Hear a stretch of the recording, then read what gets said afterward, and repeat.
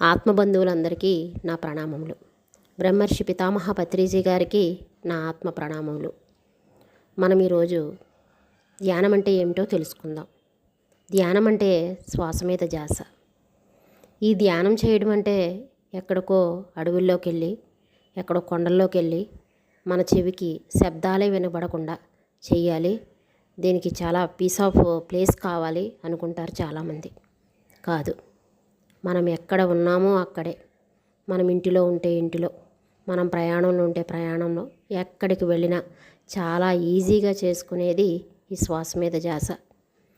మనం ఇంటిలో ఉన్నాం, చక్కగా ప్రొద్దుటే లేచాం, ప్రశాంతంగా మీరు మీ ఆసనంలో కూర్చోండి.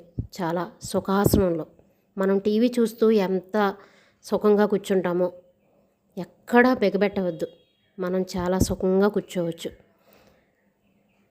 స్ట్రైట్గా కూర్చోవాలి, బాబోయ్ ఏమి శబ్దాలు వినబడకూడదు అనుకోకుండా చాలా సుఖంగా కూర్చోండి. చక్కగా కళ్ళు మూసుకోండి, వేళ్ళల్లో వేళ్ళు పెట్టుకోండి. బాసమట వేసుకోవాల్సిన వాళ్ళు బాసమట వేసుకోవచ్చు. లేదు నేను కుర్చీలోనే కూర్చోగలను అనుకుంటే కుర్చీలో కూర్చోండి. లేదు నేను కుర్చీలో కాళ్ళు అలా పెట్టుకుని కూర్చోలేను అంటే మంచం మీదైనా సరే. ధ్యానము అంటే దాని అర్థం ముందు కళ్ళు మూసుకోవడమే ముఖ్యం. ఆ స్థాయికి మీరు ముందు కళ్ళు మూసుకొని కూర్చుని ఒక 5 నిమిషాలు 10 నిమిషాలు స్టార్ట్ చేయండి.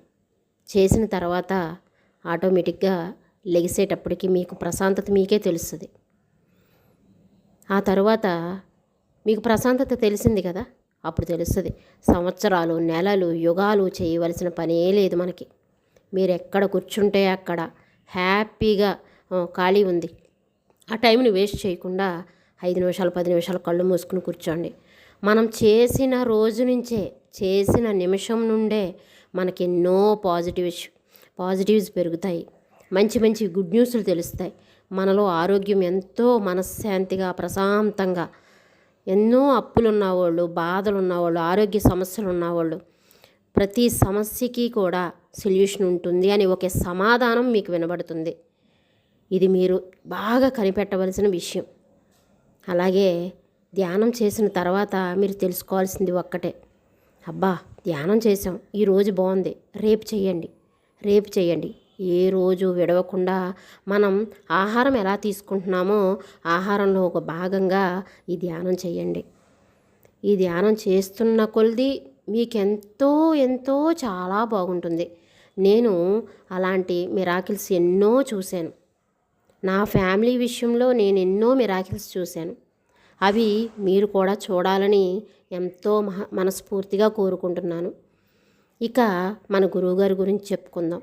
మన గురువుగారు మామూలు మనిషిలాగే వచ్చారు ఈ భూమి మీదకి. ఆయన కూడా ఎన్నో కష్ట నష్టాలు ఎదుర్కొని ఈ ధ్యానం చెప్పాలి అని ధ్యానం వైపు తిరిగారు. తిరిగిన తర్వాత ప్రతి మనిషికి ఈ ధ్యానం గురించి తెలియాలి. టైముని, జీవితాన్ని వేస్ట్ చేసుకుంటూ ఎంతోమంది ఆత్మహత్యలు చేసుకుంటున్నారు. అలా కాకుండా ప్రతి మనిషి ఈ ధ్యానం చేసి బాగుపడాలి అన్న ఉద్దేశంతో ప్రతి ఒక్కరికి వెళ్ళి గుమ్మానికి కూడా ఈ ధ్యానం గురించి చెప్పారు. మరి ఆ ధ్యానం తెలిసిన తర్వాత చేసిన గొప్ప గొప్ప ఋషులయ్యారు అందరూ కూడా. ఎక్కడికో వెళ్ళి కాదు, గృహంలో ఉండే. కాబట్టి గుర్తుపెట్టుకోండి, పుట్టిన పిల్లవాడు 5వ సంవత్సరం తర్వాత నుండి ప్రతి ఒక్కరూ చనిపోయే వరకు చేయవలసింది ఒక్కటే, ధ్యానము. ధ్యానం చేయడానికి మీకు ఎటువంటి రూపాయి ఖర్చు లేదు. ఎక్కడ కూర్చుంటే అక్కడ కళ్ళు మూసుకుని కూర్చోండి, శ్వాస మీద ధ్యాస పెట్టండి. ఆలోచనలు వస్తాయి. ఎన్ని ఆలోచనలు వస్తే అంత మంచిది. ఎందుకు అంటే ఆలోచనలు రాకుండా ఎవ్వరూ ఉండరు. ఆలోచనలు వస్తూనే ఉంటాయి. మనం దాన్ని అలవాటుగా అలా కూర్చుంటుంటే ఆ ధ్యానం కుదురుతుంది. మనం చేసిన రోజునే మనకు ఆలోచనలు వస్తున్నాయి, లేగడం కాదు. అలాగే కూర్చుంటుంటే ఆ ప్రశాంతత మీకు తెలిసిపోతుంది.